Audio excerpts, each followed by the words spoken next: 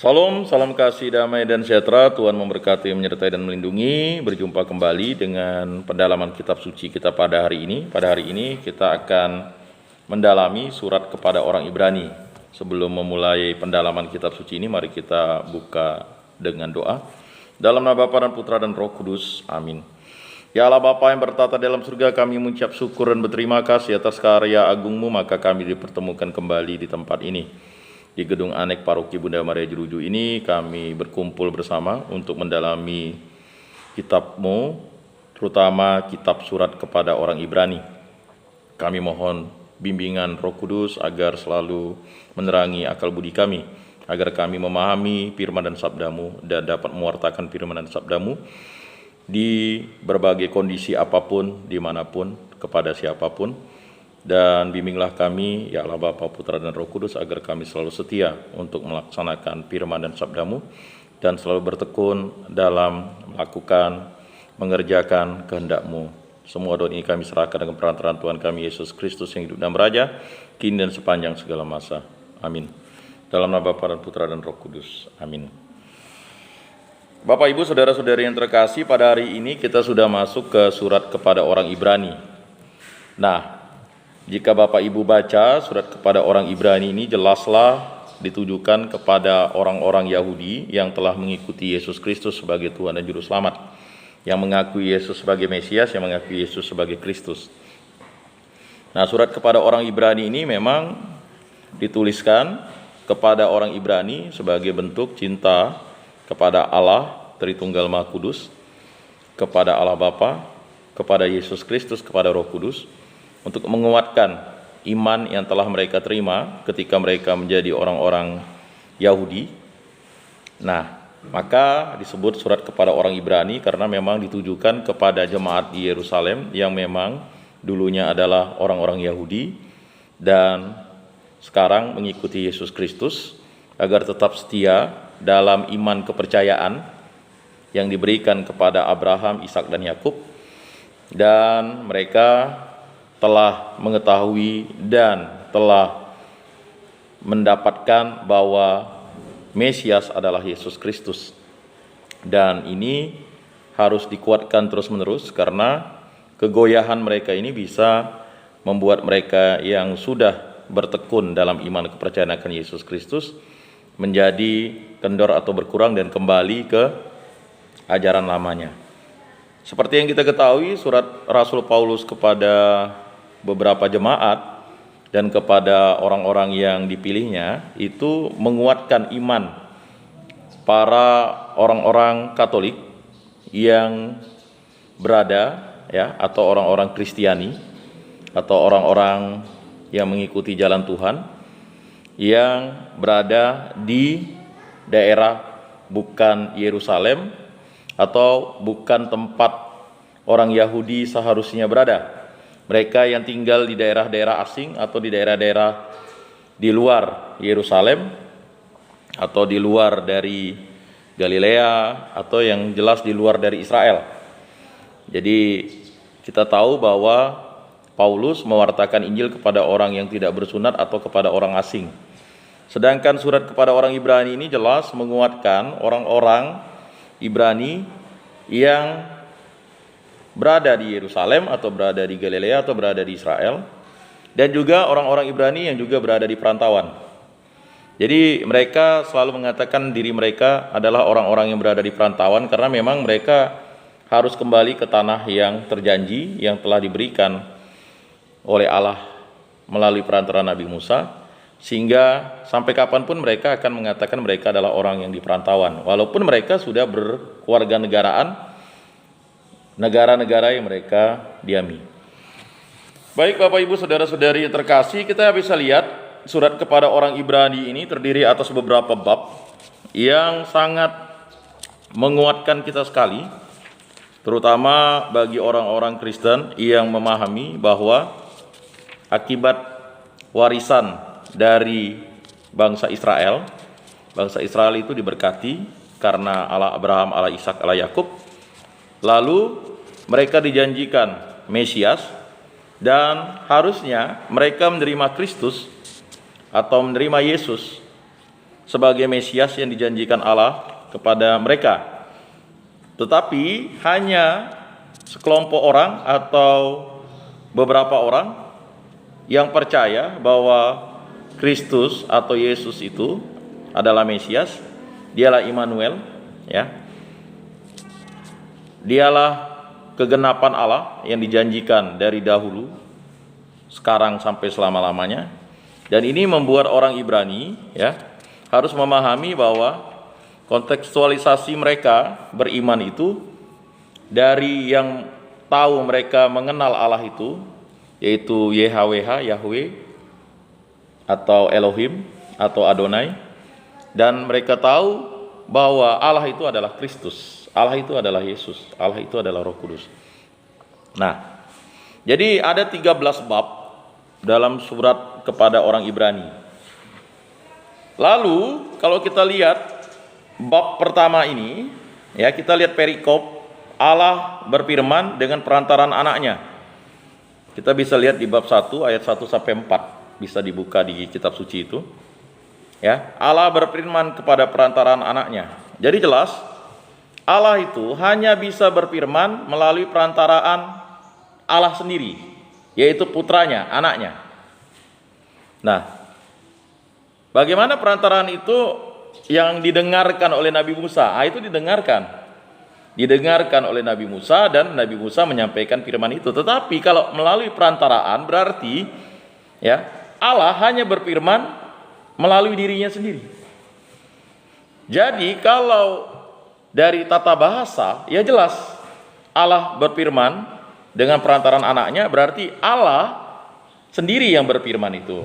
Kalau Nabi Musa atau para rasul itu mendengarkan, atau para nabi itu mendengarkan firman Allah dan menyampaikan, maka dia bilang Allah berfirman.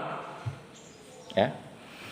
Nah, Bapak Ibu saudara-saudari yang terkasih, dilihat dari ayat itu kita bisa lihat, setelah pada zaman dahulu Allah berulang kali dan dalam pelbagai cara berbicara kepada nenek moyang kita dengan perantara nabi-nabi, maka pada zaman akhir ini Ia telah berbicara kepada kita dengan perantaran anaknya.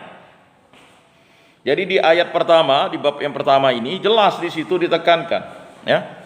Dulu, ya, Allah berfirman, ya, dengan perantaran nabi-nabi. Ya, artinya Allah menyampaikan firman didengarkan oleh nabi-nabi dan nabi-nabi itu menyampaikan. Tetapi, ya, zaman sekarang, perhatikan itu, Ia telah berbicara kepada kita dengan perantaran anaknya, yaitu Yesus Kristus yang berbicara kepada kita. Nah, ini terjemahan Indonesianya, ya. Tapi kalau terjemahan aslinya pasti jelas. Ini menyatakan bahwa, ya, Allah, dialah Putra, dialah Roh Kudus. Lalu ayat kedua, yang telah Ia tetapkan sebagai yang berhak menerima segala yang ada, oleh Dia Allah telah menjadikan alam semesta. Oleh Dia Allah telah menjadikan alam semesta. Jadi Allah dan oleh Dia adalah satu yang menjadikan alam semesta. Siapa yang menjadikan alam semesta? Allah Bapa, Yesus Kristus, dan Roh Kudus. Allah Tritunggal Maha Kudus. Jadi jika ada orang masih meragukan kealahan Yesus, ya baca surat kepada orang Ibrani ini lagi, ya. Jadi siapa yang menciptakan alam semesta? Yesus Kristus. Siapa yang menciptakan alam semesta? Roh Kudus. Siapa yang menciptakan alam semesta? Ya Allah sendiri yang kita kenal, Allah yang bertata di dalam kerajaan surga, dialah Allah Bapa. Maka kita menyebut Dia Bapa kami. Allah yang menjadi manusia, dialah Yesus Kristus. Allah yang menyertai, membimbing, melindungi kita, dialah Roh Kudus. Jadi Allah tidak pernah meninggalkan kita, kita yang meninggalkan Allah. Jadi peristiwa keselamatan itu dari dahulu, sekarang, sampai selama-lamanya adalah karya agung Allah. Karena cinta Allah, begitu besar kasih Allah kepada umat manusia, maka dianugerahkan putranya yang tunggal untuk menyelamatkan umat manusia dan seluruh alam semesta. Nah, Bapak Ibu saudara-saudari yang terkasih, itu sudah menjadi suatu ketetapan. Nah, dijelaskan lagi di ayat ketiga, Ia adalah cahaya kemuliaan Allah dan gambar wujud Allah, dan menopang segala yang ada dengan firman-Nya yang penuh kekuasaan. Nah, jelas Jadi kalau kita melihat Yesus Kristus, kita melihat Allah. Jadi jangan terkejut lagi. Bagi orang Kristen itu sudah diungkapkan. Misteri agung Allah diungkapkan. Karena Allah dan Anak adalah satu. Ya, jelas kan? Aku adalah Bapa, Bapa adalah aku. Jadi kalau orang Kristen masih bertanya-tanya ingin melihat Allah, ya, Allah telah menyatakan dirinya, menampakkan dirinya. Ya. Allah menampakkan kemuliaannya melalui perantaraan para rasul. Ya, kita tahu ya, peristiwa terang. Allah menampakkan kemuliaannya. Yesus menampakkan kemuliaannya. Nah, di situ kita tahu bahwa ya, kekuasaan Allah itu adalah kekuasaan yang tiada batasnya. Dan kekuasaan Allah yang tiada batasnya itu adalah cintanya yang tanpa batas kepada umat manusia dan seluruh alam semesta ini. Nah, lalu dijelaskan lagi di situ, dan setelah ia selesai mengadakan penyucian dosa, ia duduk di sebelah kanan yang maha besar di tempat yang tinggi. Jadi ini sering dipersoalkan, kok Yesus duduk di sebelah kanan? Kata sebelah kanan ini sebenarnya begini, tidak mungkin ada orang yang bisa duduk di sebelah kanan dan kiri Allah kalau tidak Allah sendiri.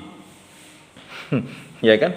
Kata sebelah kanan ini menunjukkan posisi di mana orang-orang timur atau orang-orang Yahudi kan, tangan kanan itu kan tangan yang beradab atau tangan yang artinya sopan santun begitu. Memberi harus tangan kanan. Sebelah kanan itu menunjukkan bahwa Allah itu maha cinta. Jadi etika itu dipegang. Jadi di situ jelas bahwa Allah menunjukkan posisinya. Nah, di sebelah kanan yang maha besar. Kata yang maha besar itu tidak mungkin ada di sebelah kiri dan kanan. Yesus katakan, ya kan, masalah duduk di sebelah kanan atau kiriku bukan aku yang memberinya, tetapi Bapakku di surga, kan. Nah, jadi tidak mungkin sang ciptaan ini bisa duduk di sebelah kiri dan kanan Allah. Karena ya, kan tidak akan mungkin duduk di sebelah kiri kanan Allah. Karena Allah itu pencipta kita. Ya. Ingat Hawa dibujuk rayu oleh iblis, ya. Kamu akan sama seperti Allah, katanya. Oh, kata sama seperti Allah berarti mau duduk di sebelah kanan kiri Allah, yang tidak mungkin. Ya. Artinya Allah itu, ya, yang maha mulia dan maha agung itu telah memberikan kita karunia keselamatan. Tetapi Allah itulah yang mesti kita muliakan. Kemuliaan kepada Bapa dan Putra dan Roh Kudus, seperti pada permulaan, sekarang, selalu, dan sepanjang segala abad. Amin. Itu kan doa yang menjadi doa pokok kita, yang wajib kita ucapkan, kan. Dalam devosional doa rosario, kita kan pasti mengucapkan kemuliaan itu. Ya. Nah, Bapak Ibu saudara-saudari yang terkasih, jelas di situ ya. Jauh lebih tinggi daripada malaikat-malaikat, sama seperti nama yang dikaruniakan kepadanya jauh lebih indah daripada nama mereka. Jadi kemuliaan kepada Bapa dan Putra dan Roh Kudus, ya kan. Bapa kami yang ada di surga, dimuliakanlah namamu, datanglah kerajaanmu, kan begitu. Ya, maka kita berdoa sebagai orang Kristen atau orang Katolik kan harus memuji dan memuliakan Allah. Ya kan? Puji syukur kehadirat-Mu ya Allah yang maha agung dan maha dahsyat, ya kan? Ya Bapa yang bertahta di dalam surga. Karena yang bertahta di dalam surga itu adalah Allah. Ya. Yesus Kristus sang juru selamat yang maha mulia, kan begitu. Ya Roh Kudus, ya kan? Allah yang menghibur dan menyelamatkan yang maha mulia, kan? Bimbinglah kami. Nah, ini memang sebagai orang Kristen sudah sepantas dan selayaknya. Selanjutnya di perikop berikutnya, anak Allah lebih tinggi daripada malaikat-malaikat. Tadi dijelaskan ya bahwa Allah itu, ya kan, kedudukannya jauh daripada malaikat, jauh lebih tinggi daripada malaikat. Kata jauh lebih tinggi ini kan sebenarnya bahasa yang menyatakan bahwa Allah itu adalah sempurna. Ya, kita bisa melihat di situ ya, Anak Allah lebih tinggi daripada malaikat-malaikat, itu dijelaskan di bab 1 ayat 5 sampai 14. Karena kepada siapakah di antara malaikat-malaikat itu pernah ia katakan, anakku engkau telah kuperanakan pada hari ini, dan aku akan menjadi bapanya dan ia akan menjadi anakku. Dan ketika ia membawa pula anaknya yang sulung ke dunia, ia berkata, semua malaikat Allah harus menyembah dia. Jelas, yang bisa disembah itu adalah Allah. Lalu karena Allah Putra itu adalah Allah, maka malaikat wajib menyembahnya. Ya. Nah, dan tentang malaikat-malaikat ia berkata, yang membuat malaikat-malaikatnya menjadi badai dan pelayan-pelayannya menjadi nyala api. Ya.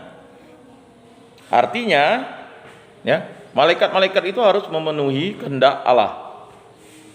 Ya, jadi kepenuhan itu harus dinyatakan oleh malaikat-malaikat itu, karena malaikat-malaikat itu adalah ciptaan Allah sendiri. Tetapi tentang anak ia berkata, tahtamu ya Allah tetap untuk seterusnya dan selamanya, dan tongkat kerajaanmu adalah tongkat kebenaran. Ya, jelas. Aku adalah jalan, kebenaran, dan kehidupan. Tak seorang pun bisa sampai ke rumah Bapakku tanpa melalui aku. Karena ada tongkat kekuasaan, ya, yaitu tongkat kerajaan, tongkat kebenaran. Sabdamu adalah kebenaran, hukummu kebebasan. Jadi, ya, sabda Allah itu adalah kebenaran yang tidak boleh diragukan oleh orang yang telah mengikuti Yesus Kristus. Jadi sering kita mendengar banyak orang meragukan, ya, firman dan sabda Tuhan. Kalau dia ragu dengan firman dan sabda Tuhan, dia akan menjadi orang yang suam-suam kuku, atau orang yang mendengarkan firman itu, ya, firman itu jatuh di jalan lalu dimakan setan atau dihancurkan setan. Tapi setan tidak mungkin memakan firman dan sabda Tuhan itu, karena dia sendiri sudah menjadi, ya kan, makhluk terkutuk. Ya. Begitu juga ada, ya, firman atau sabda Tuhan yang jatuh di, ya, batu-batu, lalu di semak duri, lalu di tanah yang subur. Nah, itu ada jenis 4 orang jenis, ya, yang meragukan firman dan sabda Tuhan, ya, yang firman dan sabda itu jatuh di tepi jalan, di batu-batu, dan di semak duri. Jadi 3 kriteria itu. Kalau di batu-batu dia akan bersuka cita, tapi sebentar aja. Habis itu kalau ada badai, dia langsung, ya. Ada yang di semak duri karena himpitan dunia ini. Ya, beberapa kali saya sering mengatakan, atau sebenarnya itu adalah sesuatu yang harus dilawan, bahwa yang menyebabkan manusia itu berdosa itu kan ada 3 oknum atau 3 faktor. Ya. Oknum yang pertama adalah dunia, ya. Oknum yang kedua adalah iblis, oknum yang ketiga adalah hawa nafsu. Mengapa Hawa itu bisa lalu terbujuk rayu oleh iblis? Karena dia menikmati seluruh alam ciptaan yang diberikan oleh Allah, lalu dia ingin menyamai Allah pula. Ya kan? Jika kamu makan buah itu, kamu akan sama seperti Allah. Tahu yang jahat dan yang baik. Ya kan? Padahal sebenarnya Allah sudah memberikan perintahnya, janjinya. Jika kamu makan buah di tengah-tengah taman itu, ya kan? Ya. Sekali-kali kamu akan mengetahui yang jahat dan yang baik, kan? Tentang buah di tengah itu janganlah sekali-kali kamu makan. Jadi dosa itu, ya, 3 hal itu. Dunia, ya, dunia. Bagaimana dunia mempengaruhi manusia untuk tidak beriman? Ya, kita tahu manusia itu ada kurang lebih 7-8 miliar, kan? Di belahan bumi beberapa tempat kan ada yang tidak mengimani Allah. Ya. Ada yang mengimani Allah, tetapi ya itu tadi, melakukan tindakan kekerasan. Ada yang mengimani Allah tetapi tidak melaksanakan perintah Allah. dan ada yang mengimani Allah dan mengikuti perintah Allah. Nah, itu ada jenis-jenis manusia yang ada. Itu udah jelas kelompok manusia itu. Nah, kita sebagai pengikut Kristus, sebagai orang yang dibaptis, sebagai orang yang diberkati, janganlah kita menjadi kutukan bagi orang. Nah, Bapak Ibu saudara-saudari terkasih, ya. Aku akan menjadi bapaknya dan ia akan menjadi anakku. Dan ketika ia membawa pula anaknya yang sulung ke dunia, ia berkata, semua malaikat Allah harus menyembah dia. Dan tentang malaikat-malaikat ia berkata, yang membuat malaikat-malaikatnya menjadi badai dan pelayan-pelayannya menjadi nyala api. Tetapi tentang anak ia berkata, tahtamu ya Allah tetap untuk seterusnya dan selamanya, dan tongkat kerajaanmu adalah tongkat kebenaran. Engkau mencintai keadilan dan membenci kefasikan. Ya, kefasikan itu kelaliman, kejaliman. Ya kan, kejahatan. Ya, orang yang melakukan kelaliman maka disebut kefasikan, fasik. Ya. Orang fasik ini seperti ini, ya. Dia tahu Tuhan tetapi dia ingin seolah-olah seperti Tuhan, lalu mengatur manusia itu dan memberikan, ya kan,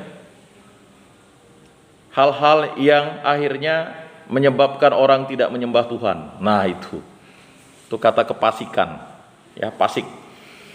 Nah, Bapak Ibu saudara-saudari yang terkasih dalam Yesus Kristus, ya. Jadi surat kepada orang Ibrani ini dibuka dengan Allah berfirman dengan perantaran anaknya, kemudian anak Allah lebih tinggi daripada malaikat-malaikat. Ya. Lalu engkau mencintai keadilan dan membenci kefasikan, sebab itu Allahmu telah mengurapi engkau dengan minyak sebagai tanda kesukaan melebihi teman-teman sekutumu. Ya. Kita tahu 5 tugas gereja itu kan yang pertama adalah, ya, liturgia, artinya menguduskan. Yang kedua adalah kerigma, mewartakan. Yang ketiga adalah, ya, diakonia, pelayanan. Yang keempat adalah koinonia, ya, persekutuan. Berikutnya, ya, jelaslah martiria, kesaksian. Jadi biasanya ya dibolak-balik itu saja, ya, liturgia, kerigma, koinonia. Nah, mana dulu, ya kan? Itu sering menjadi perdebatan. Ya sama saja, ya. Ada yang melakukan kerigma dulu, pewartaan, baru orang itu liturgia, dibaptis kan. Nah, ada yang koinonia dulu, ada, ya, persekutuan dulu, dia ngikut-ngikut dulu kan. Tapi agak jarang lah. Biasanya itu, ya, akibat diakonia bisa. Makanya, tapi ujungnya kan martiria semuanya. Ya, tetapi bagi orang beriman pastilah liturgia. Bagaimana kita mau mewartakan kalau kita tidak dikuduskan Allah? Ya kan, bagaimana kita mau melayani kalau kita tidak, ya, dikuduskan Allah lalu tidak mau mewartakan Allah? Ya, nanti kita sombong pelayanan kita. Bagaimana kita mau melayani orang kalau kita tidak dalam koinonia, persekutuan? Persekutuan siapa? Persekutuan orang kudus kan? Siapa orang kudus di muka bumi ini? Dialah orang yang dibaptis. Maka sebenarnya, ya, orang-orang kudus menurut surat Rasul Paulus itu adalah orang-orang yang sudah dibaptis, karena dia sudah tidak lagi memiliki dosa asal. Kita ini sudah dikuduskan melalui sakramen pembaptisan kita. Nah, ini menunjukkan bahwa sebagai pengikut Yesus Kristus, kita tidak hanya dikuduskan dengan air. Orang Yahudi kan dikuduskan dengan air, dengan berbagai cara pembaptisan, ya kan? Kita tahu, ya, nenek moyang Nuh, ya, itu kan penciptaan itu, ya, harus dibaptis dengan air bah. Kemudian bangsa Israel juga harus dibaptis dengan menyeberangi laut dengan air kan. Dan kita tahu di Meriba juga terjadi. Disitulah, ya, mereka yang tidak percaya dengan Allah itu meminta Allah untuk memberikan mereka air, dan air itu juga, ya, hasil sungut-sungut Musa. Nah, itu kan simbolisasi. Tetapi jelas di situ, ya, mengapa Yesus harus dibaptis oleh Yohanes Pembaptis? Itulah untuk menampakkan kemuliaan Tuhan, untuk menyatakan. Makanya terdengar suara dari surga kan, inilah anak yang apa? Inilah anak yang kuurapi, ya kan? Jadi artinya, ya, Tanda baptis yang diterima Yesus itu adalah menyatakan bahwa Allah ya telah menjadi manusia, dan melalui perantaraan Yesus Kristus pendamaian antara manusia dan Allah terjadi. Jadi karena manusia yang meninggalkan Allah, jadi Allah yang melakukan kejahatan terhadap Allah. Nah, Bapak Ibu saudara-saudari yang terkasih, jelas ya. Jadi kalau kita lihat pengantar itu menunjukkan suatu hal yang konkret. Lalu pada ayat ke-10, dan pada mulanya ya Tuhan, Engkau telah meletakkan dasar bumi, dan langit adalah buatan tanganmu. Semuanya itu akan binasa, tetapi Engkau tetap ada. Dan semuanya itu akan menjadi usang seperti pakaian. Seperti jubah akan Engkau gulungkan mereka, dan segera seperti persalinan mereka akan diubah. Tetapi Engkau tetap sama, dan tahun-tahunmu tidak berkesudahan. Nah ini. Jadi surat kepada orang Ibrani ini mengingatkan kembali bahwa Allah, ya, bahwa dunia ini rapuh. Banyak orang berkata bencana itu cobaan dari Tuhan. Untuk apa Tuhan mencoba-coba kita? Ya. Tuhan itu menyelamatkan kita, bukan mencobai kita. Banyak orang yang beriman Kristen itu harus paham, Tuhan itu tidak mencobai umatnya. Ya kan? Yang mencobai manusia itu setan. Ya. Tuhan menyelamatkan umat manusia ini. Karena manusia ini ya sudah berbuat dosa dan tinggal di dunia yang rapuh ini, rapuh. Ya. Ada banyak bencana di dunia ini. Ya, kalau tinggal di gunung berapi ya siap-siaplah gunung berapi meletus. Tinggal di daerah gempa siap-siaplah gempa bumi. Tinggal di daerah tsunami siap-siaplah gelombang pasang kan. Tinggal di daerah lembah siap-siaplah banjir.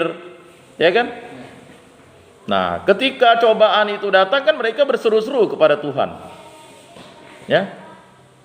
Lalu meminta ya kepada Tuhan untuk tidak memberikan cobaan. Nah, padahal cobaan itu datang dari dunia ini.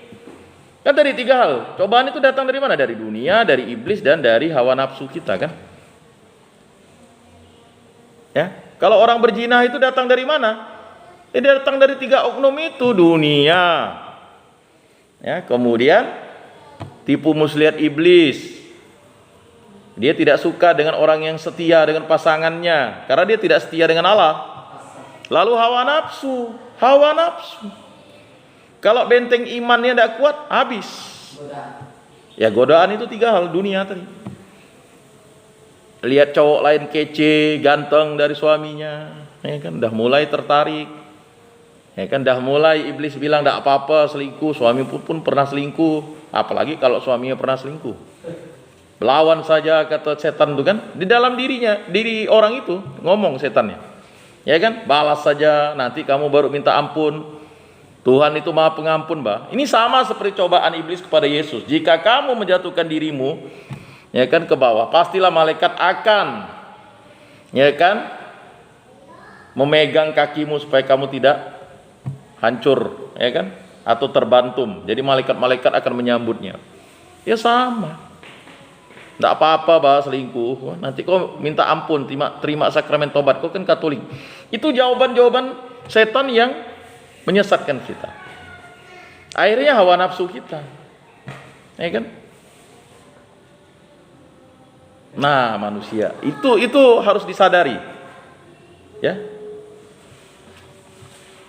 Nah, dan kepada siapakah di antara malaikat itu pernah ia berkata, duduklah di sebelah kananku, sampai kubuat musuh-musuhmu menjadi tumpuan kakimu. Bukankah mereka semua adalah roh-roh yang melayani, yang diutus untuk melayani mereka yang harus memperoleh keselamatan? Nah ini. Jadi malaikat-malaikat itu melayani manusia. Melayani. Ya. Tetapi ada malaikat yang tak mau melayani manusia, mau disembah. Itulah setan, iblis namanya. Mengapa dia mau disembah? Karena dia mau ya sama seperti Allah dan merasa iri kepada manusia. Enak benar manusia nih. Nah, jadi sifat iri itu sesuatu yang bisa menyebabkan rohani orang itu menjadi mati. Ya, kita bisa tahu ya, kalau dia masih mau ke gereja masih lumayan. Tapi kan ada orang yang ke gereja kok seakan-akan dia ini tidak punya sensitivitas atau tak punya perasaan gitu kan. Nah itu terus. Nah inilah biasanya iblis itu bermain di situ. Tidak perlulah ke gereja masih pandemi. Tak perlulah ke gereja ya kan, banjir nih. Tak perlulah ke gereja ya kan. Padahal yang kita lakukan berlama-lama menonton media-media di HP kita mampu. 1,5 jam ke gereja tak mampu. Banyak kesibukan yang kita buat, kesibukan dunia kalau udah kita pergi misa.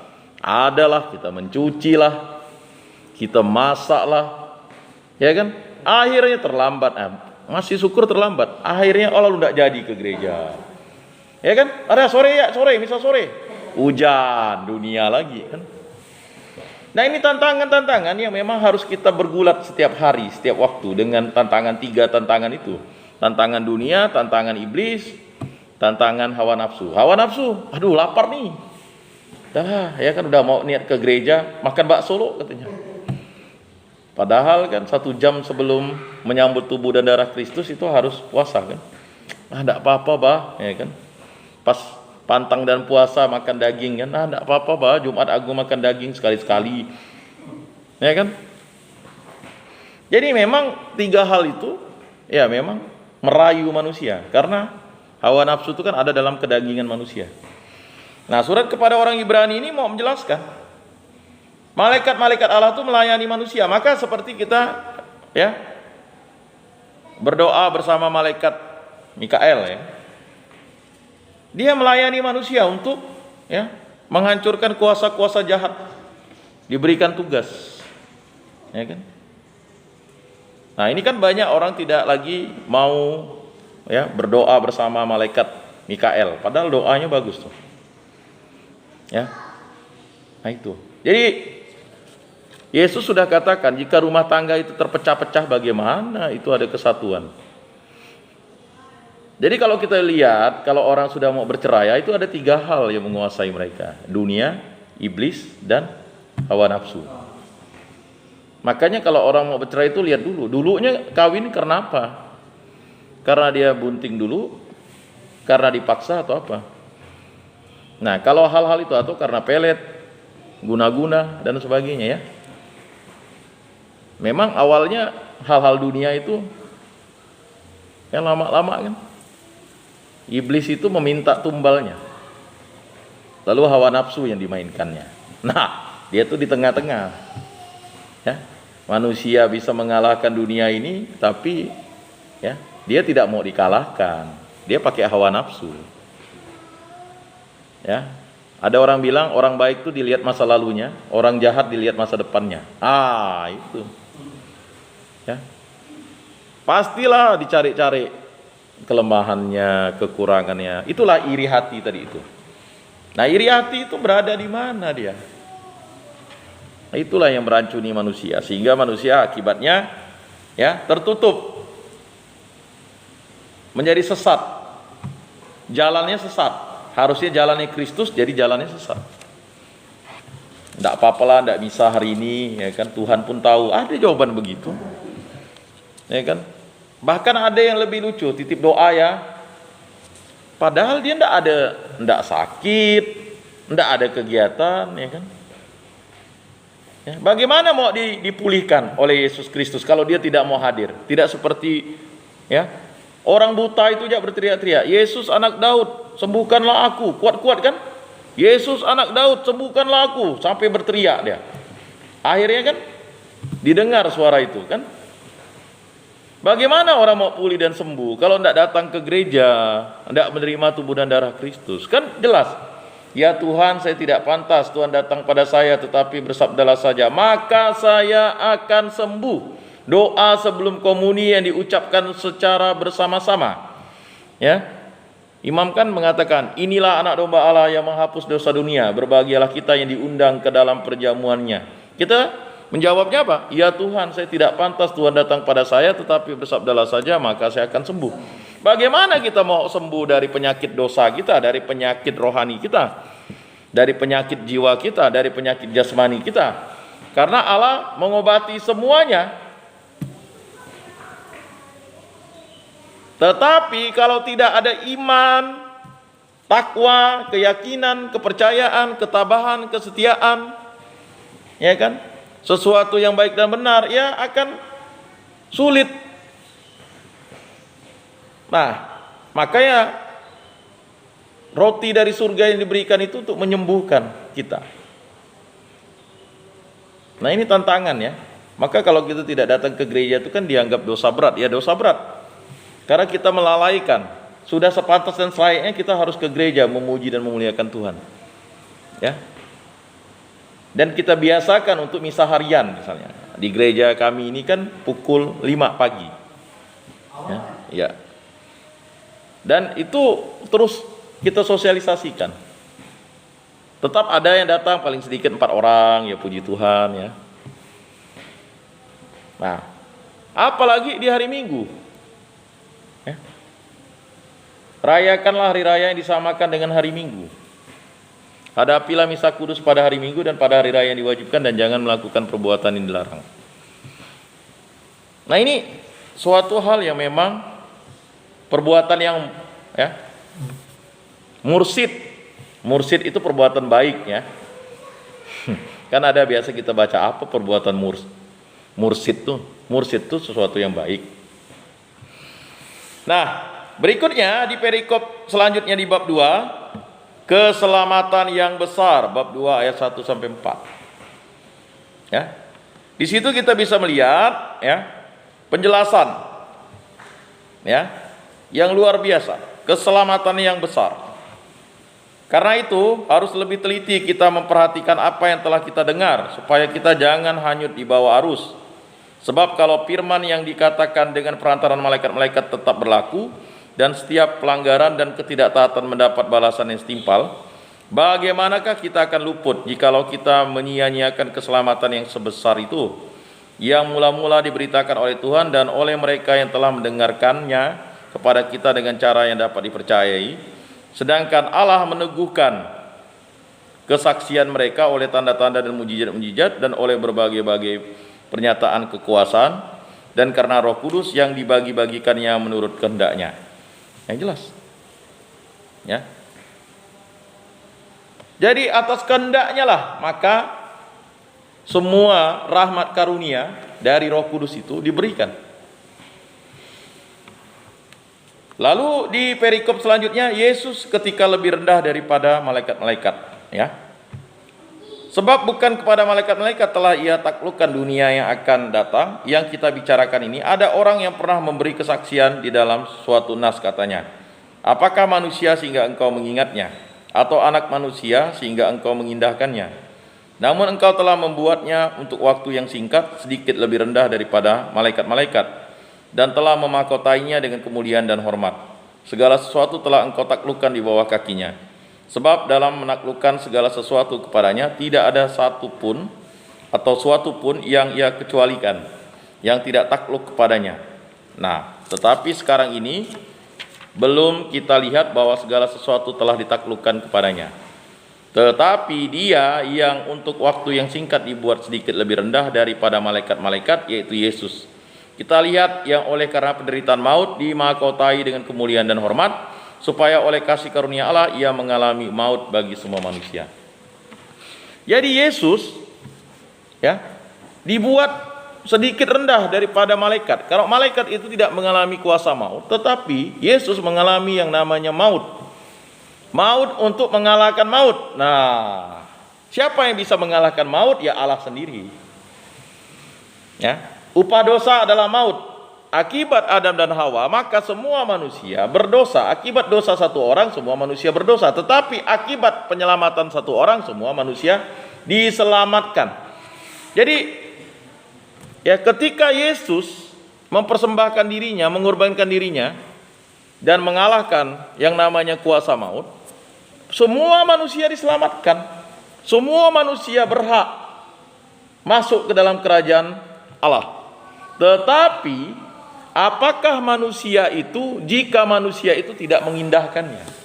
Maka manusia yang mengindahkan keselamatan itu, maka dia memberi dirinya dibaptis dalam nama Bapa dan Putra dan Roh Kudus, dan mengimani Allah Tritunggal Maha Kudus itu. Mungkin banyak orang mengatakan, apakah semua manusia tidak selamat? Manusia semuanya diselamatkan oleh Yesus Kristus tanpa terkecuali. Tetapi apakah manusia itu mau menerimanya sebagai Tuhan dan Juru Selamat? Itu kembali lagi ke kehendak bebas manusia. Kehendak bebas manusia, ya. Ingat, Adam dan Hawa pun, ya, walaupun diciptakan Allah dari debu dan tanah, tetapi dia diberikan kehendak bebas. Kehendak bebas yang harusnya bertanggung jawab kepada Allah. Tapi kehendak bebasnya dia lakukan sesuatu yang tidak bertanggung jawab kepada Allah. Dia makan buah itu, buah tentang yang baik dan yang jahat itu, ya. Dan akhirnya mereka dikuasai yang namanya maut. Ya, itu tadi sama seperti orang yang telah dibaptis lalu dia tidak melaksanakan kehendak Allah. Nah, itu sama seperti orang yang menyia-nyiakan mutiara untuk masuk ke mulut babi dan dikoyak-koyak anjing. Ya. Jadi manusia semuanya diselamatkan, alam semesta ini diselamatkan, ya. Tetapi itu tadi, sebelum dunia dijadikan engkau telah dipilih Allah, engkau telah dilukis di telapak tangan Allah, bukan kamu yang memilih aku, tetapi akulah yang memilih kamu. Nah, jadi keselamatan untuk semua orang, tetapi apakah manusia itu mau, ya kan, dipilih Allah? Manusia yang dipilih Allah ini, ya kan, apakah mau menyambut Allah, mau menerima Sang Mesias, Sang Kristus? Kembali lagi kepada pribadinya, ya. Apalagi kalau dia sudah memiliki keyakinan-keyakinan yang kuat dan fundamental, ya terserah, ya. Nanti di akhirat akan dibuktikan, ya kan? Kata dibuktikan itu artinya, ya, kita akan mempertanggungjawabkan seluruh yang kita laksanakan. Tetapi bagi orang Katolik diberikan suatu kekasan. Penghapusan dosa itu diberikan kepada kita melalui sakramen tobat. Lalu ketika kita meninggal dunia pun penghapusan dosa itu bisa dilakukan dengan, ya kan, meminta Allah untuk menghapuskan dosa itu melalui, ya, mendoakan arwah itu. Nah, ya, luar biasa kan? Ada indulgensi. Luar biasa gereja Katolik memberikan itu. Mengapa orang harus dihapuskan dosanya? Karena, ya, jelas itu, untuk masuk dalam kerajaan Allah itu harus suci. Ya, api pencucian, ya kan? Api penyucian, ada yang menggunakan api penyucian, tetapi istilah yang betul itu sebenarnya api pencucian. Ya, artinya manusia itu yang noda itu hanya bisa dibersihkan oleh Allah. Doa-doa kita ini adalah permohonan karena kita mengucap syukur dan berterima kasih karena diselamatkan oleh Allah. Makanya orang yang telah dibaptis atau orang beriman itu mohon rahmat Allah untuk mencuci dosanya tadi di api pencucian itu. Nah itu, siapa yang bisa menghapus dosa? Ya Allah. Siapakah dia? Yesus Kristus. Dialah Roh Kudus. Ya. Takutlah kepada yang bisa membinasakan jiwa dan memasukkannya ke dalam neraka. Oh, jelas itu. Jadi setan, iblis atau malaikat itu tidak punya kuasa apapun. Yang memiliki kuasa itu adalah Allah. Malaikat melayani manusia, tetapi dia harus mengikuti kehendak Allah. Ya, malaikat-malaikat itu diperintahkan Allah untuk melayani manusia, tetapi rupanya ada malaikat yang sudah mengutuki dirinya tidak mau melayani manusia. Itulah iri hati, dengki tadi. Makanya, ya, iblis itu merayu manusia, ya, menggoda manusia, ya, dengan kekuasaan dunia ini. Dia kan ingin berkuasa sama seperti Allah. lalu ditipu iblis, lalu apa? Hawa nafsunya.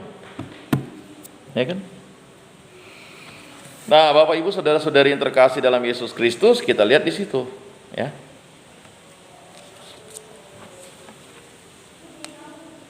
Nah, jadi jelas, ya. Apa yang dikatakan di surat kepada orang Ibrani ini merupakan suatu kehendak Allah yang nyata, ya, yang tidak boleh kita, ya, pungkiri, dan kita harus mengikuti itu, ya. Maka dijelaskan di sini. Sebab memang sesuai dengan keadaan Allah yang baginya dan olehnya segala sesuatu dijadikan, yaitu Allah yang membawa banyak orang kepada kemuliaan, juga menyempurnakan Yesus yang memimpin mereka kepada keselamatan dan penderitaan. Sebab Ia yang telah menguduskan dan mereka yang dikuduskan, mereka semua berasal dari satu. Itulah sebabnya Ia tidak malu menyebut mereka saudara. Kamu tidak lagi disebut hamba, tetapi saudara. Maka gereja yang satu, kudus, katolik, dan apostolik. Siapa yang menguduskan? Yesus Kristus. Bagaimana Dia menguduskan? Dengan karunia dan tanda dari Allah, berupa sakramen-sakramen. Maka bagi orang-orang Katolik, menerima sakramen itu adalah suatu kewajiban, kemutlakan, sudah sepantas dan selayaknya. Ada 3 sakramen inisiasi. Inisiasi itu menandakan orang sebagai pengikut Kristus yang sejati. Sakramen baptis, sakramen ekaristi, dan sakramen krisma. 2 sakramen baptis dan krisma itu diterimakan sekali untuk selamanya. Jelas ya? Ada 2 sakramen yang diberikan sebagai suatu rahmat kesembuhan ilahi, kesembuhan dari dosa, yaitu sakramen pertobatan. Kalau orang untuk kudus itu kan, untuk menerima kekudusan itu, menerima ekaristi yang layak dan pantas itu kan, harus menerima sakramen tobat dulu. Kemudian ada sakramen pengurapan orang sakit. Jadi banyak yang lupa, sakit yang membahayakan diri itu harus menerima sakramen pengurapan orang sakit, orang operasi, ya, bukan penyakit-penyakit yang kadar kuantitasnya itu, ya, misalnya biasa kan ada penyakit-penyakit yang hanya gejala, penyakit-penyakit orang untuk operasi misalnya, orang yang sudah, ya, lansia berumur yang sakit sedikit bisa membahayakan maut, ya itu bisa lah. Ya, sebagai orang tua harus paham lah ya. Sebagai katekis apalagi kan, jangan lalu dibiarkan. Ada disebut sakramen panggilan. Nah, ada panggilan untuk menjadi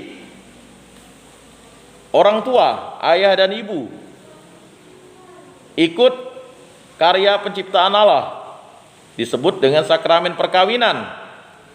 Ada syaratnya. Begitu juga ada disebut dengan sakramen panggilan juga, khusus untuk ia ditabiskan, ya, menjadi imam. Luar biasa kan? Nah, itulah tanda-tanda rahmat ilahi yang diberikan kepada manusia supaya manusia itu tetap kudus. Bagaimana orang itu bisa menerima kekudusan? Disalurkan berkat itu melalui imam. Jadi gereja Katolik tanpa imam bukan gereja Katolik. Ya, kita ini sebagai awam, ya kan, tidak memberi berkat. Ya, yang memberi berkat itu imam, karena dia adalah saluran rahmat dari ilahi, ya kan. Kita memohon berkat, gitu. Kalau si Jo misalnya ada ponaannya kan, nah itu memohon berkat. Kalau imam memberi berkat, kan begitu. Ya, karena dia sudah ditabiskan. Ya, ada 3 tabisan kan, tabisan diakon, tabisan imam, dan tabisan uskup. Nah, itu kan tabisan-tabisan jabatan, tetapi tabisannya adalah tabisan, ya, imamat. Ya,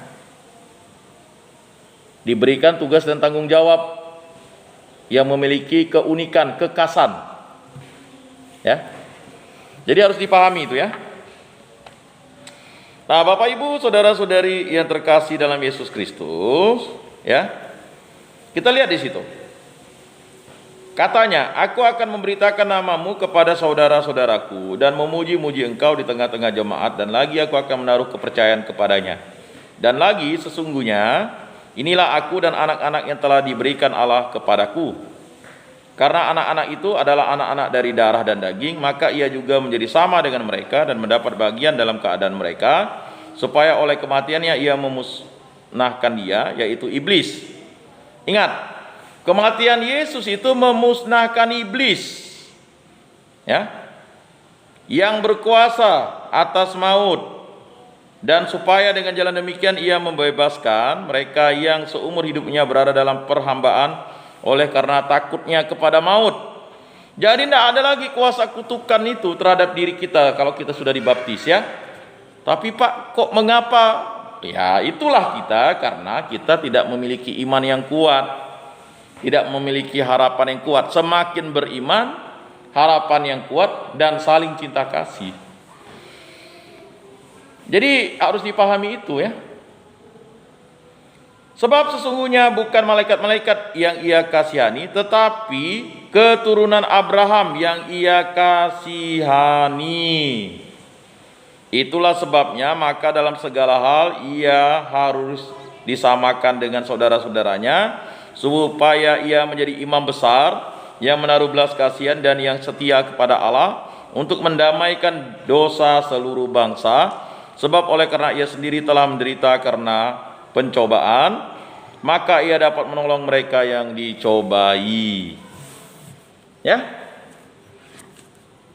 Jadi tadi udah jelas tuh siapa yang dikalahkan, iblis. Dialah yang melakukan pencobaan itu. Dia sudah dicobai oleh iblis. Yesus dicobai oleh iblis ketika dia setelah berpantang dan berpuasa 40 hari lamanya, kan?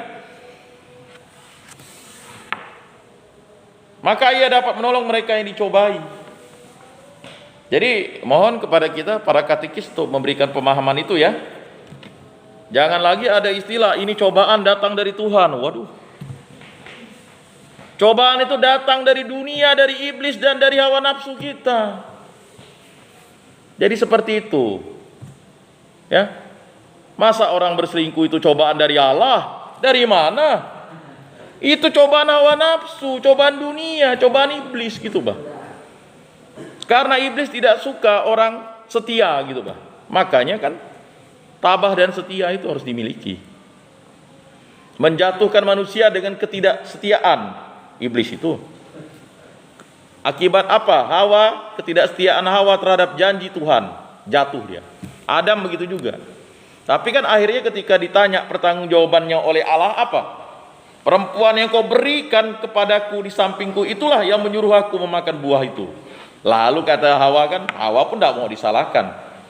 Ular yang ada di situlah yang membujuk aku. Memanglah kamu ini, udahlah kamu ini mengutuk diri. Makanya kan langsung kan selesai kan?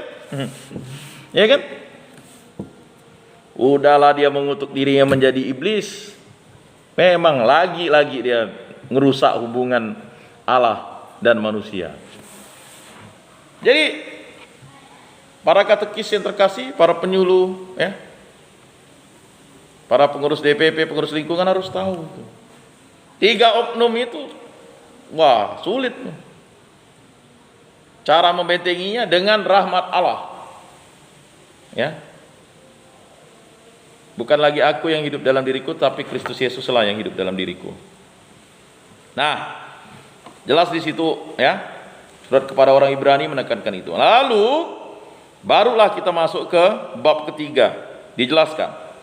Yesus lebih tinggi dari Musa. Nah, ya. Yesus lebih tinggi dari Musa. Sebab itu hai saudara-saudara yang kudus, karena telah dibaptis tadi kudus kan? Yang mendapat bagian dalam panggilan surgawi, pandanglah kepada rasul dan imam besar yang kita akui, yaitu Yesus. Yang setia kepada dia yang telah menetapkannya, sebagaimana Musa pun setia dalam segenap rumahnya, sebab ia dipandang layak mendapat kemuliaan lebih besar daripada Musa. Sama seperti ahli bangunan lebih dihormati daripada rumah yang dibangunnya. Jelas. rumah dibangun, ya pasti orang menghormati orang yang membangun rumah itu. Ya kan? Sampai ada nyanyian itu kan. Dirikan rumahmu atas dasar iman, kan begitu. Jadi seperti itu kan. Sebab setiap rumah dibangun oleh seorang ahli bangunan, tetapi ahli bangunan segala sesuatu ialah Allah. Ahli bangunan segala sesuatu ialah Allah. Ya kan? Luar biasa. Dan Musa memang setia dalam segenap rumah Allah sebagai pelayan untuk memberi kesaksian tentang apa yang akan diberitakan kemudian. Tetapi Kristus setia sebagai anak yang mengepalai rumahnya, dan rumahnya ialah kita jika kita sampai kepada akhirnya teguh berpegang pada kepercayaan dan pengharapan yang kita megahkan. Jelas, kepada kepercayaan, iman dan harapan baru kita bisa berjumpa dengan kasih yang sempurna, yaitu Yesus Kristus. Nah, selanjutnya ini suatu peringatan, binasa karena murtad, bab 3 ayat 7 sampai 19. Jadi kita mendalami surat kepada orang Ibrani ini harus detail ya. Sebab itu seperti yang dikatakan Roh Kudus pada hari ini, jika kamu mendengar suaranya, janganlah keraskan hatimu seperti dalam kegeraman pada waktu pencobaan di padang gurun, di mana nenek moyangmu mencobai aku dengan jalan menguji aku, sekalipun mereka melihat perbuatan-perbuatanku. Jadi nenek moyang orang Israel ini luar biasa, mencobai Tuhan Allah. Padahal udah jelas kan, jangan mencobai Tuhan Allahmu, itu dosa. Tapi nenek moyangnya itu mencobai Tuhan Allah terus sampai akhirnya Musa mendapat hukuman tidak bisa melihat tanah yang terjanji. Karena Musa merasa geram dan akhirnya Musa bersungut-sungut. Ya. Nah, 40 tahun lamanya itulah sebabnya aku murka kepada angkatan itu dan berkata, ya, selalu mereka sesat hati dan mereka tidak mengenal jalanku, sehingga aku bersumpah dalam murkaku, mereka tak akan masuk ke tempat perhentianku. Jadi jangan Anda mutarbalikkan, oh Allah itu murka. Bukan, ini kan gaya penulisan orang yang menulis ini.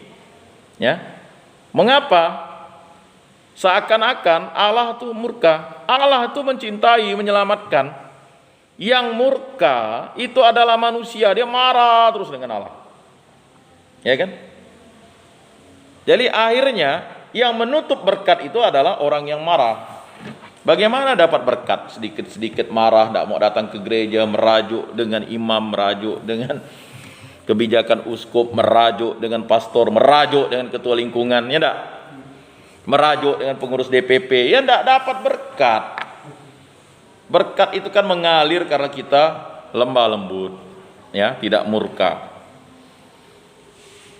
Sehingga aku bersumpah dengan murkaku, mereka tak akan masuk ke tempat perhentianku. Waspadalah hai saudara-saudara, supaya di antara kamu jangan terdapat seorang yang hatinya jahat dan tidak percaya oleh karena ia murtad dari Allah yang hidup. Nah, ya. Jadi ayat ke-12 ini sudah diberikan kepada orang-orang Kristen, kepada orang Katolik. Waspadalah hai saudara-saudara, supaya di antara kamu jangan terdapat seorang yang hatinya jahat. Seorang hatinya jahat, ya kan? Dan tidak percaya oleh karena ia murtad dari Allah yang hidup. Hati yang jahat dan murtad dari Allah yang hidup. Siapa Allah yang hidup? Dialah Yesus Kristus. Aku adalah jalan, kebenaran dan hidup. Siapa Allah yang hidup? Dialah Yesus Kristus. Supaya jangan murtad dari Allah yang hidup, supaya jangan meninggalkan Yesus Kristus. Apa yang kau ikat di dunia akan terikat di surga, apa yang kau lepaskan di dunia akan terlepas di surga. Nah, ini sebagai penyuluh, sebagai katekis, sebagai pengurus lingkungan, pengurus DPP, sebagai pengurus kategorial harus diingatkan terus-menerus. Jelas ya? Tetapi nasihatilah seorang akan yang lain setiap hari, selama masih dapat dikatakan hari ini, supaya jangan ada di antara kamu yang menjadi tegar hatinya karena tipu daya dosa. Karena kita telah beroleh bagian di dalam Kristus. Asal saja kita teguh berpegang sampai kepada akhirnya, pada keyakinan iman kita yang semula. Tetapi apabila pernah dikatakan pada hari ini, jika kamu mendengar suaranya, janganlah keraskan hatimu seperti dalam kegeraman. Itu. Jadi ayat ini penting bagi kita untuk menyampaikan kepada saudara-saudari kita untuk waspada, jangan murtad. Ya. Jadi surat kepada orang Ibrani ini mengingatkan bahwa kita harus percaya kepada Allah yang hidup. Jangan meninggalkan Allah yang hidup itu. Dialah Yesus Kristus. Siapa yang meninggalkan Yesus Kristus berarti dia sudah menjadi orang yang sesat dan murtad. Nah, ya.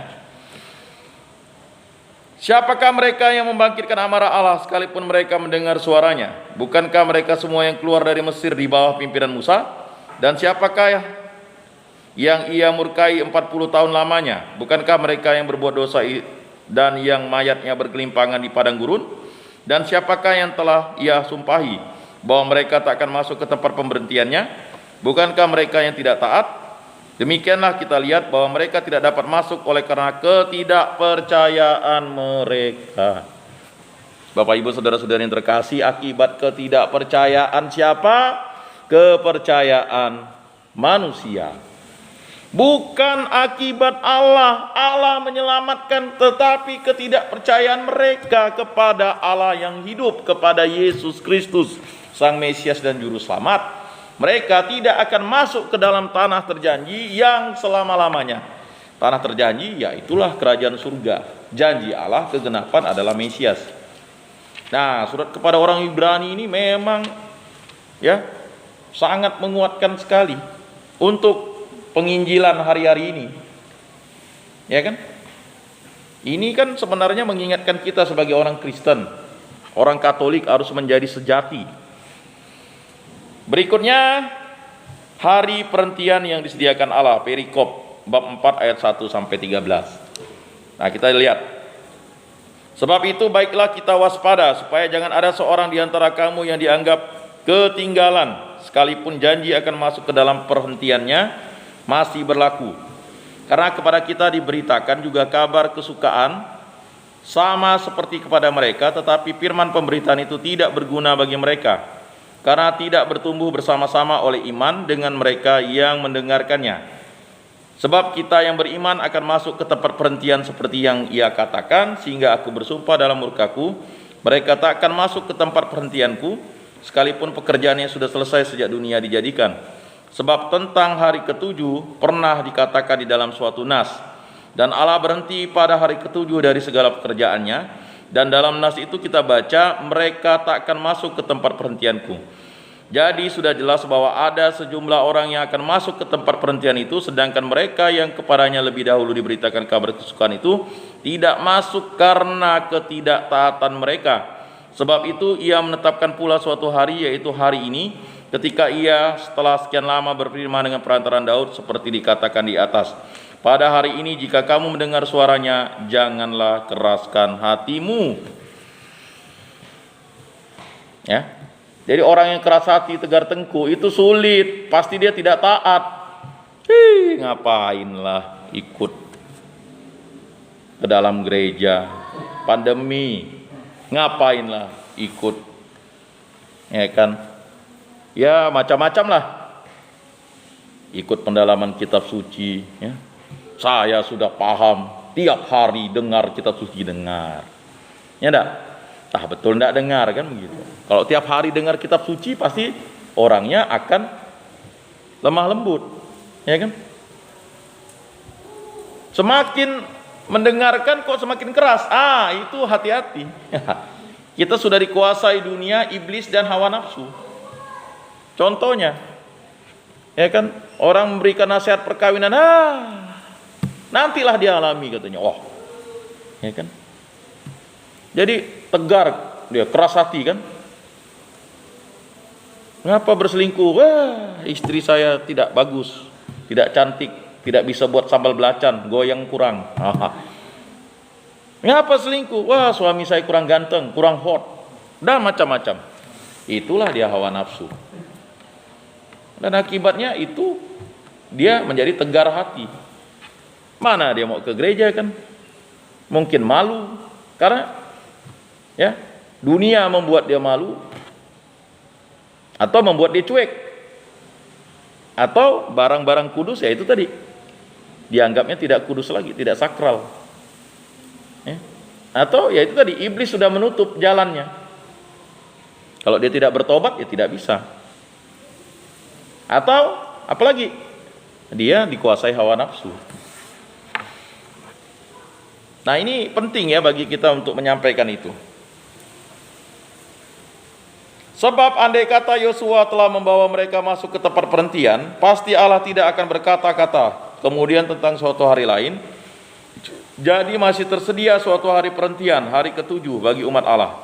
Sebab barang siapa telah masuk ke tempat perhentiannya, ia sendiri telah berhenti dari segala pekerjaannya, sama seperti Allah berhenti dari pekerjaannya. Karena itu baiklah kita berusaha untuk masuk ke dalam perhentian itu, supaya jangan seorang pun jatuh karena mengikuti contoh ketidaktaatan itu juga. Itu hari perhentian itu di mana manusia akan berhenti dalam masuk ke hari perhentian itu. Itulah masuk ke dalam kerajaan surga, kerajaan Allah. Ya kan? Sebab firman Allah hidup dan kuat dan lebih tajam daripada pedang bermata dua manapun. Ia menusuk amat dalam sampai memisahkan jiwa dan roh, sendi-sendi dan sumsum. Ia sanggup membedakan pertimbangan dan pikiran hati kita. Jelas, firman dan sabda Tuhan itu lebih tajam dari pedang bermata dua manapun. Ya. Dan tidak ada suatu makhluk pun yang tersembunyi di hadapannya. Sebab segala sesuatu telanjang dan terbuka di depan mata Dia, yang kepadanya kita harus memberikan pertanggungjawab. Nah, ini pertanggungjawab. Tidak ada lagi. Meninggal kita langsung dihakimi Allah. Tidak ada. Nah, si Jo masih ngeles dengan Tuhan. Wah, saya kan tidak punya sepeda motor Tuhan. Jangan Jo, ya. Jangan kau ngeles di hadapan Yesus. Si Jo, kamu foto-foto ya. Kegiatan tidak ada, foto-foto saja ya. Kemarin kan kamu ditelanjangi kan? Ya tapi bersyukur, itulah bagian dari supaya kamu tidak sesat. Betul ya? Ya Jo, jangan kamu marah. Padahal kamu dari kecil udah kenal kan? Tidak boleh marah Jo, ya kan? Itu kamu baru dihakimi dihakimi, dinasihati di dunia kan. Yesus sebagai imam besar, bab 4 ayat 14 sampai bab 5 ayat 10. Nah, di situ ada ya, kita lihat. Karena kita sekarang mempunyai imam besar agung yang telah melintasi semua langit, yaitu Yesus. Jadi imam besar kita Yesus Kristus itu melintasi semua langit, semua langit. Bayangkan kata semua langit tuh. Yaitu Yesus anak Allah. Baiklah kita teguh berpegang pada pengakuan iman kita, berpegang teguh pada Kristus, tabah dan setia ya. Sebab imam besar yang kita punya bukanlah imam besar yang tidak dapat turut merasakan kelemahan-kelemahan kita. Sebaliknya sama dengan kita, ia telah dicobai, hanya tidak berbuat dosa. Dia telah dicobai tetapi ya tidak berbuat dosa. Mengapa? Karena Allah adalah kudus ya. Daud masih berbuat dosa kan? Nah, tetapi karena dia sudah diurapi dan diberkati Allah, Daud ya, menjadi keturunan yang dipilih Allah. Keturunan Daud akan lahir Mesias karena dia sudah menjadi ketetapan oleh Allah. Sebab itu marilah kita dengan penuh keberanian menghampiri tahta kasih karunia, supaya kita menerima rahmat dan menemukan kasih karunia untuk mendapat pertolongan kita pada waktunya. Pertolongan kita dalam nama Tuhan yang menjadikan langit dan bumi. Kan begitu. Sebab setiap imam besar yang dipilih antara manusia ditetapkan bagi manusia dalam hubungan mereka dengan Allah, supaya ia mempersembahkan persembahan dan korban karena dosa. Ia harus dapat mengerti orang-orang yang jahil dan orang-orang yang sesat, karena ia sendiri penuh dengan kelemahan. Tahu orang-orang yang jahil?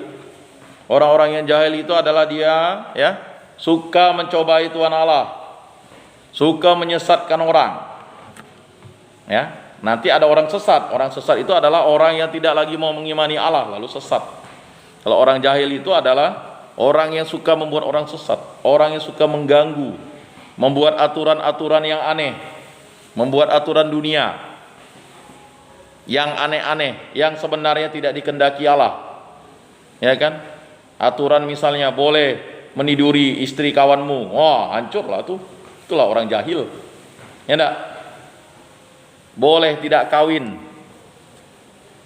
Yang penting berzina saja. Itu orang jahil namanya.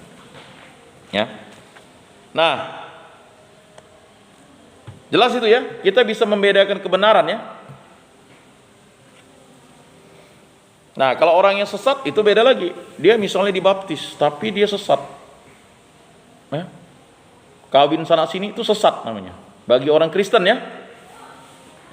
Jelas tuh. Ya wajar lah kalau orang itu di gereja Katolik khususnya pasti akan menjadi pergunjingan, perbincangan, menjadi batu sandungan. Nah, jelas di situ ya. Bapak Ibu, saudara-saudari yang terkasih dalam Yesus Kristus. Dan tidak seorang pun yang mengambil kehormatan itu bagi dirinya sendiri, ya.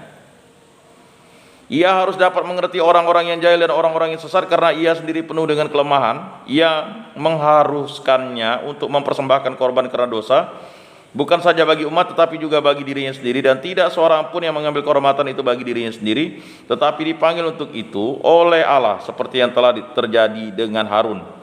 Jadi imam besar dulu tuh ya dia pasti minta ya pertobatan dulu, itu imam besar. Tetapi imam besar yang namanya Yesus Kristus itu tidak akan lalu ya kan melakukan seperti imam-imam besar lainnya. Demikian pula Kristus tidak memuliakan dirinya sendiri dengan menjadi imam besar, tetapi dimuliakan oleh Dia yang berfirman kepadanya, "Anakku, engkau telah kuperanakan pada hari ini." Sebagaimana firman-Nya dalam suatu nas lain, "Engkau adalah imam untuk selama-lamanya menurut peraturan Melkisedek." Ya. Dalam hidupnya sebagai manusia, ia telah mempersembahkan doa dan permohonan dengan ratap tangis dan keluhan kepada Dia yang sanggup menyelamatkannya dari maut, dan karena kesalehannya ia telah didengarkan. Dan sekalipun ia adalah anak, ia telah belajar menjadi taat dari apa yang telah dikatakannya atau apa yang telah dideritanya. Dan sesudah ia mencapai kesempurnaannya, ia menjadi pokok deritanya. Ia menjadi pokok keselamatan yang abadi bagi semua orang yang taat kepadanya. Ya, jelas itu. Dan sesudah ia mencapai kesempurnaannya, ia menjadi pokok keselamatan yang abadi bagi semua orang yang taat kepadanya. Dan ia dipanggil menjadi imam besar oleh Allah menurut peraturan Melkisedek. Melkisedek itu adalah orang dalam perjanjian lama yang dipilih Allah menjadi imam, ya, dan ya imam Melkisedek itu mempersembahkan korban yang berkenan di hadapan Allah. Nah, jadi seperti itu. Baik, selanjutnya peringatan supaya jangan murtad. Nah, ini lagi ya, diingatkan kembali di bab 5 ayat 11 sampai bab 6 ayat 8. Jadi surat kepada orang Ibrani ini dua kali waspada terhadap murtad, kemudian ya agar tidak murtad. Tentang hal itu banyak yang harus kami katakan, tetapi yang sukar untuk dijelaskan karena kamu telah lamban dalam hal mendengarkan. Sebab sekalipun kamu ditinjau dari sudut waktu sudah seharusnya menjadi pengajar, kamu masih perlu lagi diajarkan asas-asas pokok dari pernyataan Allah atau penyataan Allah, dan kamu masih memerlukan susu, bukan makanan keras. Jadi kita ini udahlah katekis, masih lagi tidak mau mewartakan firman dan sabda Tuhan ya. Masih terus mau ngembek. Ya kan? Jadi ini diingatkan, sebab barang siapa masih memerlukan susu, ia tidak memahami ajaran tentang kebenaran, sebab ia adalah anak kecil. Tetapi makanan keras adalah untuk orang-orang dewasa yang mempunyai panca indera yang lebih terlatih untuk membedakan yang baik daripada yang jahat. Sebab itu, marilah kita tinggalkan asas-asas pertama dari ajaran tentang Kristus dan beralih kepada perkembangannya yang penuh. Janganlah kita meletakkan lagi dasar pertobatan dari perbuatan-perbuatan yang sia-sia dan dasar kepercayaan kepada Allah. Ya. Yaitu ajaran tentang pelbagai pembaptisan, penumpangan tangan, kebangkitan orang-orang mati dan hukuman kekal. Dan ya, itulah yang akan kita perbuat jika Allah mengizinkannya. Sebab mereka yang pernah diterangi hatinya, yang pernah mengecap karunia surgawi, dan yang pernah mendapat bagian dalam Roh Kudus, dan yang mengecap firman yang baik dari Allah dan karunia-karunia dunia yang akan datang. Namun yang murtad lagi tidak mungkin dibaharui sekali lagi sedemikian hingga mereka bertobat. Sebab mereka menyalibkan lagi anak Allah bagi diri mereka dan menghinanya di muka umum. Sebab tanah yang menghisap air hujan yang sering turun ke atasnya dan yang menghasilkan tumbuh-tumbuhan yang berguna bagi mereka yang mengerjakannya menerima berkat dari Allah. Tetapi jikalau tanah itu menghasilkan semak duri dan rumput duri, tidaklah ia berguna dan sudah dekat pada kutuk yang berakhir dengan pembakaran. Jelas ya? Jelas ya di situ? Baik, berikutnya ya, berpegang teguh pada pengharapan. Bab 6 ayat 9 sampai 20. Tetapi hai saudara-saudaraku yang kekasih, sekalipun kami berkata demikian tentang kamu, kami yakin bahwa kamu memiliki sesuatu yang lebih baik yang mengandung keselamatan. Sebab Allah bukan tidak adil sehingga ia lupa akan pekerjaanmu dan kasihmu yang kamu tunjukkan terhadap namanya oleh pelayanan kamu kepada orang-orang kudus yang masih kamu lakukan sampai sekarang. Tetapi kami ingin supaya kamu masing-masing menunjukkan kesungguhan yang sama untuk menjadikan pengharapanmu suatu milik yang pasti sampai pada akhirnya, agar kamu jangan menjadi lamban, tetapi menjadi penurut-penurut mereka yang oleh iman dan kesabaran mendapat bagian dalam apa yang dijanjikan Allah. Sebab ketika Allah memberikan janjinya kepada Abraham, ia bersumpah demi dirinya sendiri, karena tidak ada orang yang lebih tinggi daripadanya. Katanya, sesungguhnya aku akan memberkati engkau berlimpah-limpah dan akan membuat engkau sangat banyak. Abraham menaati dengan sabar dan dengan demikian ia memperoleh apa yang dijanjikan kepadanya. Sebab manusia bersumpah demi orang yang lebih tinggi dan sumpah itu menjadi suatu pengokohan baginya. Sebab manusia bersumpah demi orang yang lebih tinggi dan sumpah itu menjadi suatu pengokohan baginya yang mengakhiri segala bantahan. Karena itu untuk lebih meyakinkan mereka yang berhak menerima janji itu akan kepastian putusannya, Allah telah mengikat dirinya dengan sumpah, supaya oleh dua kenyataan yang tidak berubah-ubah tentang mana Allah tidak mungkin berdusta, kita yang mencari perlindungan beroleh dorongan yang kuat untuk menjangkau pengharapan yang terletak di depan kita. Pengharapan itu adalah ya,